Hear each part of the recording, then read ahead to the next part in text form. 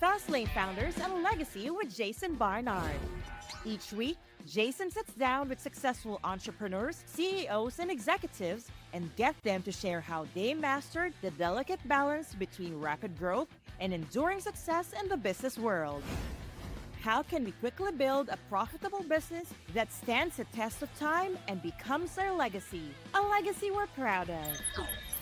Fastlane Founders and Legacy with Jason Barnard. Hi, everybody, and welcome to another episode of Fastlane Founders and Legacy. I'm here with Scott Duffy. You get the intro song, Scott.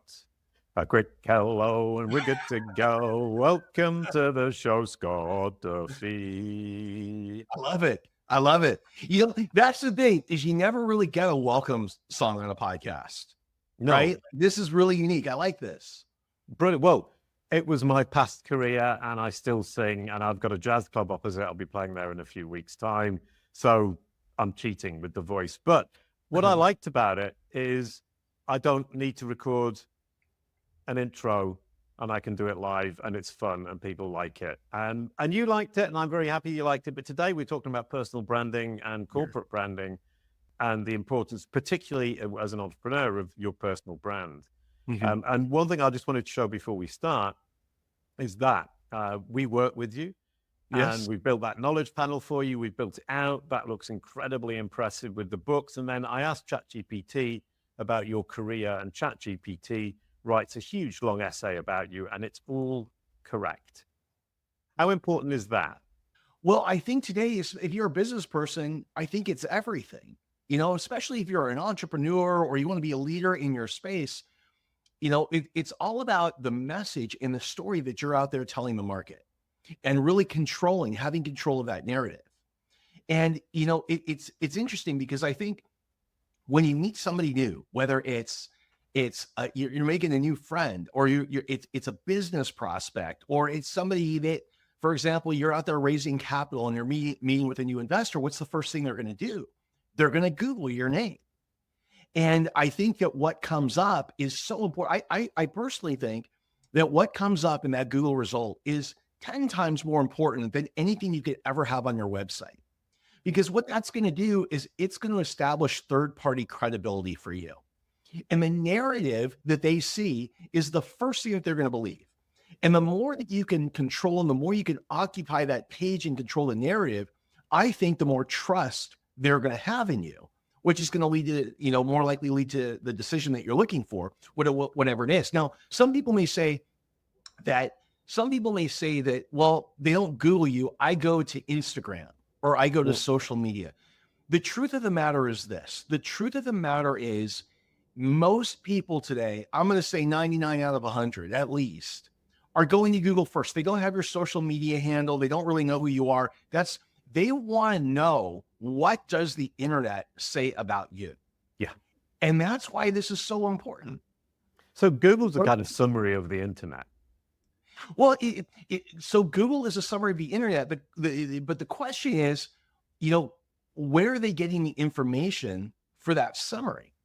Where are they coming up with this? And I think that what is really awesome about what you do and what Kalicube does is you tell Google exactly what data to create their summary from. In fact, you teach them how to organize the data in a certain way, again, that enables you to tell the world the story that you want them to know, or you want them to believe about you as a person or as a business. And you know, personal branding and personal marketing is so important. I was just talking to a CEO yesterday of a company, big company, Fortune 500 company, and we were talking about his personal brand. What I find really interesting is that it used to be that the CEO of a big, say, Fortune 500 company, Fortune 5000 company, all of the branding while they were in that role was done for the company. But now more and more CEOs are realizing that I may move around. Like it's not just about, for example, AT&T or T-Mobile or Nabisco, like whatever it is. It's about me and my personal brand. So in parallel, what these leaders are doing today is they're not just building their company brand, but on the side, they're building their own personal brand that's going to be portable and that they can take with them for the rest of their life. Right, yeah. And that the interesting point there is that they're doing all the work to build it. Yeah. but the machines don't understand what they're doing, so the machines can't represent them the way they want. Well, that's exactly what happens, you know, and then they come out with a book, or they change their social media, or they have, you know, 100 different profiles online for different things. And so Google does not really know what to pull from. And I think that Yeah. one of the things that's really, that has been great, Jason, that you've done with me is, you know, connecting Scott Duffy to the books that I've written, the articles I've written, to all these things that I've done, so that it all kind of can come together. And the way it comes together, you know, or one of the ways it comes together, is when somebody types in my name and they'll do a search for my name, they'll not just see the pictures and the profile, but they'll see, I think you call them pills. But if you want to drill down, you can drill down into an overview, or books, or TV shows, or whatever it is, and you can get even more information. And I know all of that takes time, but unless you have the right foundation set, which is one of the things that you do, none of that is really possible. Yeah, 100%. And from that perspective, we come on to your personal brand. To what extent has your personal brand driven your business ventures? I mean, one thing I learned about you very quickly is you sold a business to Richard Branson, who said you'd reinvented one aspect of the aviation industry. That's huge. Yeah. Well, I think that, you know, from a personal branding standpoint, you know, it's interesting. So, if you go back 100 years, the average man in the United States lived to be 53 years old. Right. I'm 54. That freaks me out. Lucky you. Yeah. You made it. Maybe back then, being good at one thing was good enough. But today, that's not the world is. Today, we're going to have many careers, several things that we do, all of this kind of stuff over time. The world has changed. And as a result, locking ourselves or our branding around one thing or around one company is really limiting. It's kind of like, I think of it in terms of athletes. You know, an athlete will go and they'll play for a big team, right? And all their branding is around them with the big team. And then they're no longer with the big team, or they're out of the sport. And so what is their brand? What do we want to know about them? Right? Like what do they want to sell them for? So I think that when it comes to a personal brand, it is more important than any time in history that no matter who we are and what it is that we're doing, we're building our own brand, and we're building our own narrative, and we're having control of that narrative, and we're putting it in front of the most eyeballs that we possibly can. We're telling that narrative at the place, like in the moment of time where people are going to find out more about us. And that's Google today. Yeah. You know, maybe one day in 20 years, it's different, but today that's Google. Now, more and more people are starting to search a person's name, right, or brand using AI tools. And what's really brilliant is the foundation that you set on Google, if you do it right, gets picked up by these AI tools. And so if there's 25,000 people that have my name, I'm the person that shows up first. Right. But it doesn't happen by happen chance. It happens because of a really super well thought out strategy that's being worked every single day. Right. And it's been tested by you and by your team. Yeah. And so I just think it's so important. Right. I mean, and I think a lot of people kind of think, well, I can't do anything about this. I just leave it to luck and see what the machine comes up with. Yeah. And that's basically abdicating all responsibility. It's always seemed to me contradictory to say, I'm going to make all this effort on my personal brand, but I'm not actually going to try to control how the AI and Google understand it and represent me. And you've taken a completely different path, which is I want to control and I want to dominate. And one thing I noticed is ChatGPT now talks about Tim Robbins and Richard Branson in your career. Yeah. And it really is making you look like a business superstar. And you are a business superstar. Yeah. But being associated with big names like that is a huge benefit. Well, I think something that's really important to understand is kind of how we first met. So when we first met, I had owned my domain, scottduffy.com, for since like 96, 95, 96. I'd owned it forever.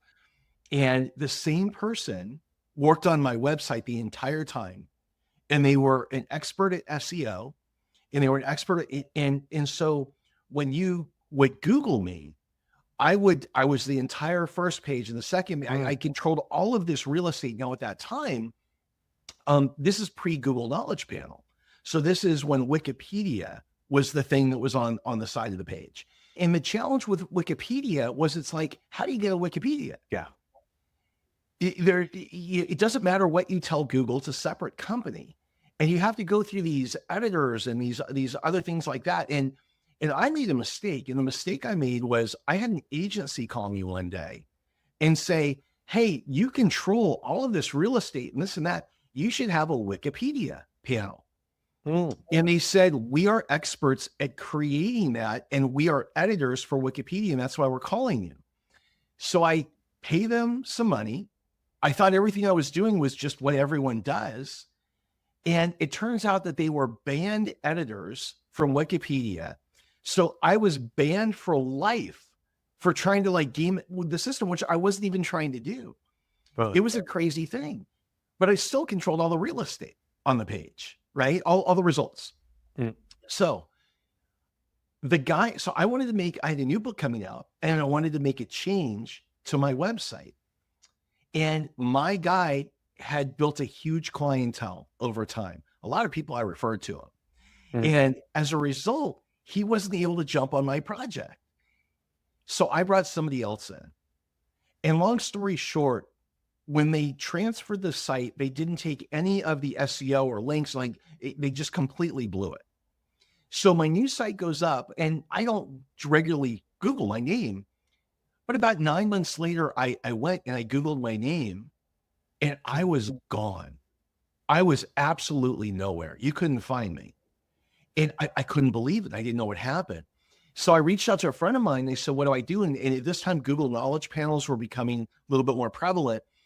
And my friend said to me, he said, Rand Fishkin, who I've interviewed, Rand Fishkin from SEO Moz said, Jason is the #1 guy in the world with a Google Knowledge Panel and helping you to figure this out.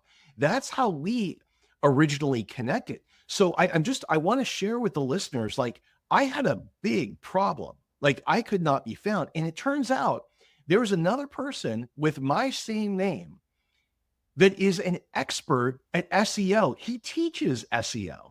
And so he'd taken over all that real estate. He also has over 500,000 people that have watched his online courses.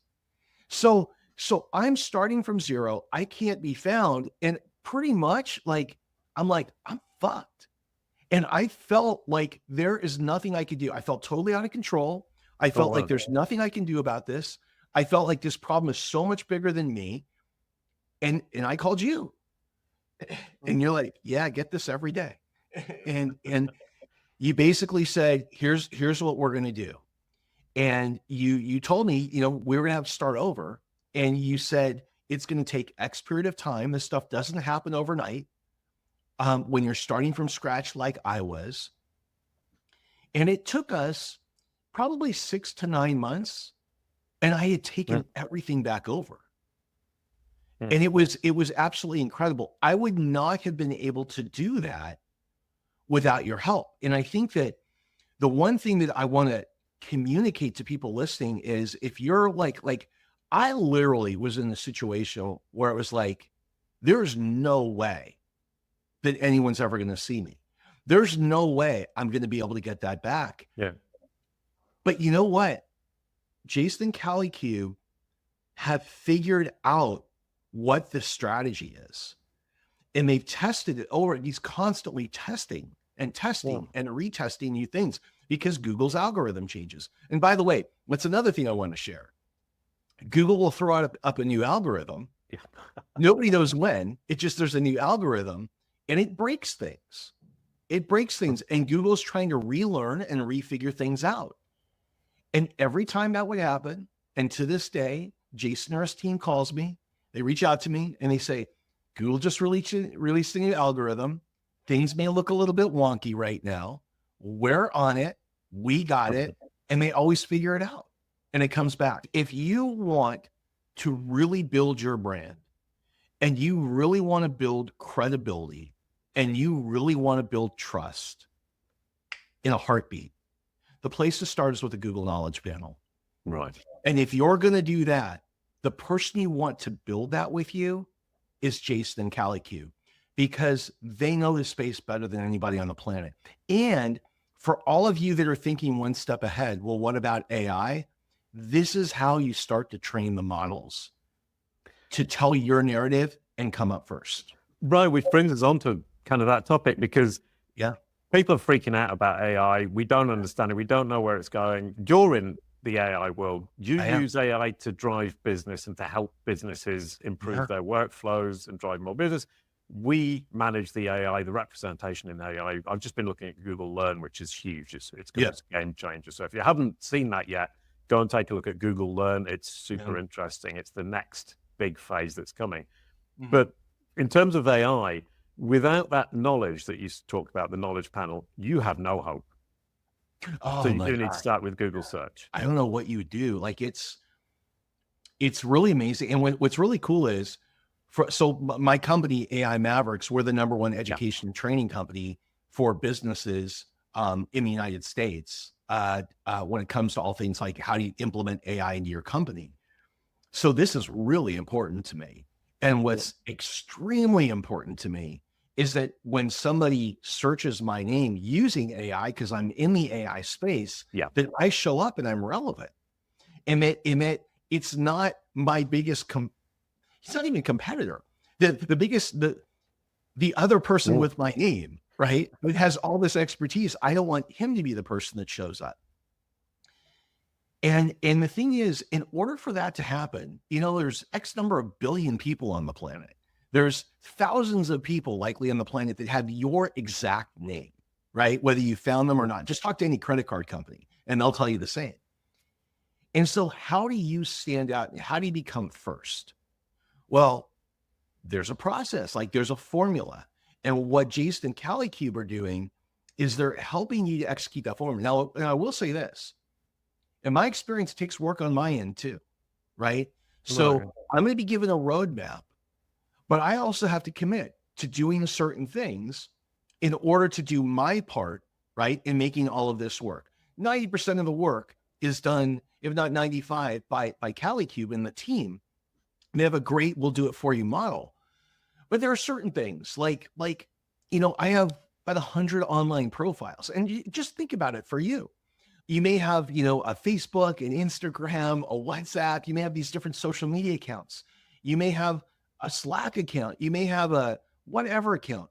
You start adding up all your accounts, the number gets really big, really fast. Well, if you have a different picture associated with each one, so you've got your name, but a different picture, and you have a different bio, that's 100 different people to Google. So there is a process of really organizing and managing your persona and the way you communicate to the world about yourself, visually, through photographs, through bios and things like that. That was the hard work that I had to do. And I didn't even have to find the places. Like Jason and his team said, "Hey, by the way, here's all the places that you have profiles. We just need you to match these up."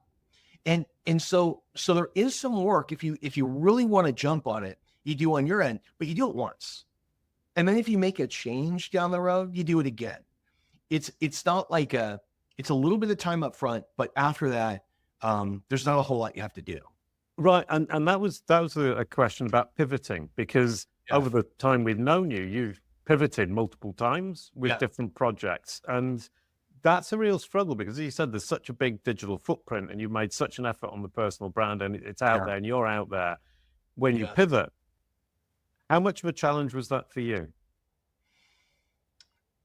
Well, I had to go back and I had to update like 100 profiles, right? I just chose another picture. So I updated pictures.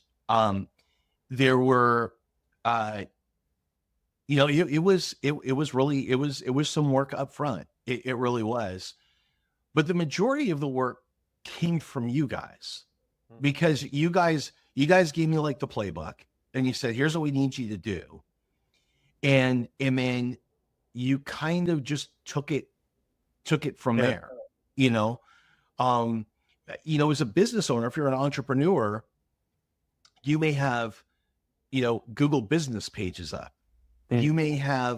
You may have been reporting stuff to Dun and Bradstreet. Like you may not think any of this matters, but Google sees everything, right? So if you're doing something new and you're not doing something old, that's something that you have to contemplate. And that's something that you have to work around when you are building a Google Knowledge Panel. Which is a great point, because all the old stuff still exists and you can't delete it. Right. What you have to do is make Google and the AI focus on what's new or what's important to you. And you're doing that with AI Mavericks. I mean, what I understand, AI Mavericks is really taking off. Yeah, exactly. So I went from Scott Duffy, who was an entrepreneur and really a keynote speaker. So I do a lot of business strategy training. I've been doing that for years. I've been an entrepreneur for years. Now I'm this AI guy. So now Google is starting to see Scott Duffy, AI guy. And they're like, oh, that's another Scott Duffy. Who's that? And so what we have to do is we have to create the connections that enable Google to go, this person is that person. It's kind of like if you have a website and you're talking to Google, you might, you have all your different social media handles and you're doing a same as on the back end. It's a very similar type of thing. You need Google to understand that this Scott Duffy is the same as that Scott Duffy. And then you have to feed information to it in a way that makes this new version of what you want to share with the world be the version that comes up. Right. And in fact, that is a really kind of interesting way of putting it, is by ensuring that Google understands all of these different activities and branding efforts are by the same person, it can bring it all together and you end up with this kind of result where it understands that you've written those 3 books. It understands that all of these people are you, understands that you hung out with Richard Branson, that and ChatGPT by extension, and Google Gemini and Google Learn about are all able to represent you the way you want. And my guess is that when you take that from company to company as an entrepreneur or as a CEO, it's a huge benefit. Well, it is. And, if you're an entrepreneur that is starting a company and you're looking for capital, right? If you're growing a company, this is a way to start to build a relationship and to build some trust and some confidence before you ever sit down with the person that you're going to call on, right? Because the odds are you've scheduled it before an investor has scheduled a meeting with you. They Googled you. They Googled you. Now, and here's the other thing. You may say, well, I mean, my name is the same as this famous actor or actress. There's nothing I can do. There's always something that you can do if you know what the right strategy is. And so that's the type of thing that Jason can help you with as well. I think that it can just feel like Google is like out there on its own, like we're on our own islands and we are totally powerless and out of control in terms of how we're presented and portrayed. And what I want to get across today is that is not the case. If you know what the right strategy is, which by the way is more than a full-time job, just understanding all of the changes constantly happening with the way that Google is analyzing and organizing information.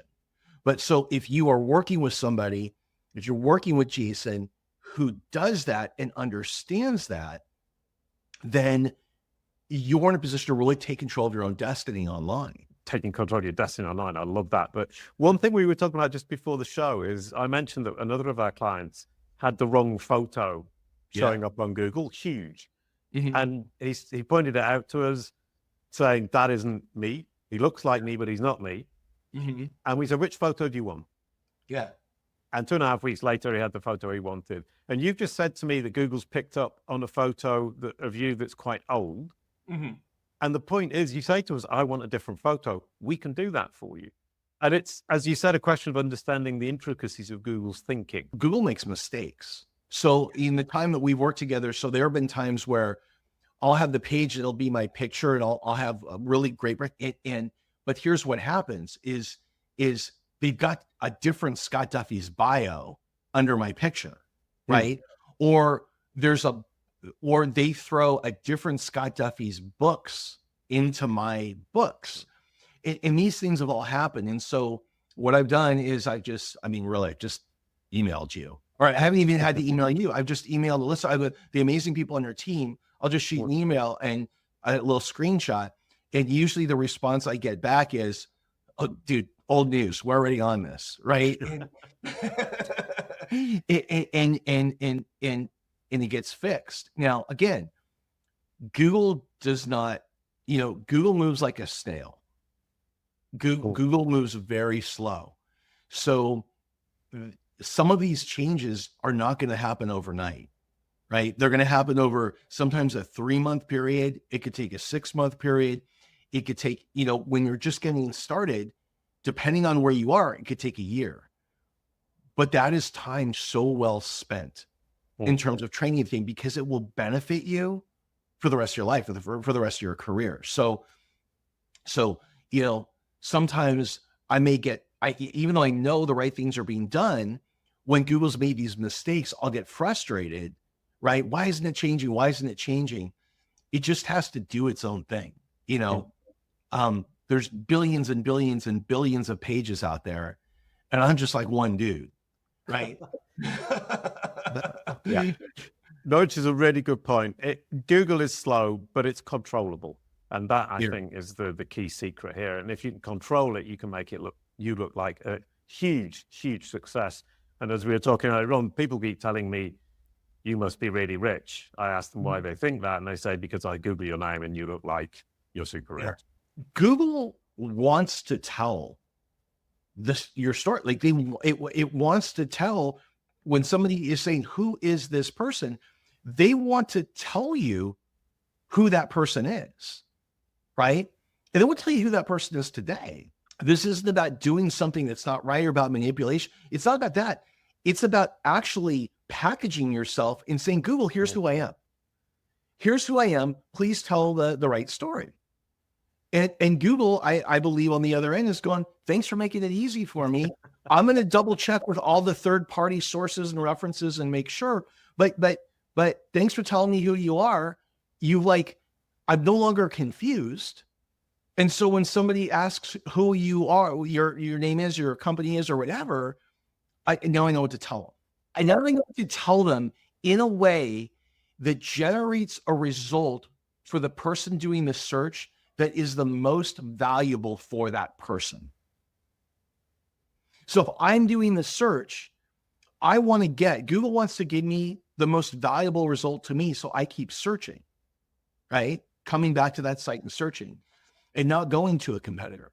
And so if Google has all this information organized for it, and we're just saying, hey, here it is. And here's all the links, and here's all the stuff that makes connections. And this guy is that guy and all that stuff. And we make it easy for Google. I believe the machine, if it could talk, would be grateful and be like, dude, thanks. I got it. Yep. So you and I both now see Google as a semi-human being. I see it as a child that I'm teaching, who's grateful for the fact that I'm teaching it and helping it. And you're seeing it as an adult who just wants to get it right, present you to your audience in a way that makes sense to them. And that's key. Thank you so much, Scott. That was absolutely brilliant. I loved it. You wanted to say one more thing? I just thank you for everything. Thanks for you and your team and all your hard work. Well, thank you very much. You get the outro song as well. A great goodbye to end the show. Thank you, Scott. Your corporate and personal brands are what Google and AI say they are. We can give you back control. Kalicube.